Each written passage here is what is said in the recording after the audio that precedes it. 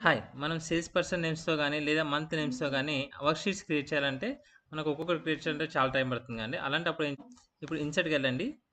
Pivot table click చేయండి. Pivot table click చేసి from table అని కొడతారు కదా! ఇది సెలెక్ట్ చేసుకోండి. ఏదైతే నేమ్స్ క్రియేట్ చేయాలో అది సెలెక్ట్ చేసుకోండి. ఓకే కొట్టండి.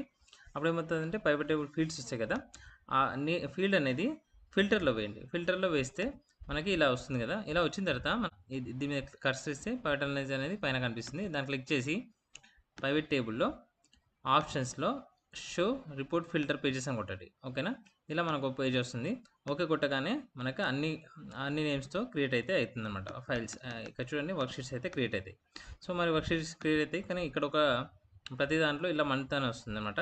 సో, అది తీసేయాలంటే ఫస్ట్ ఇది సెలెక్ట్ చేసుకోండి.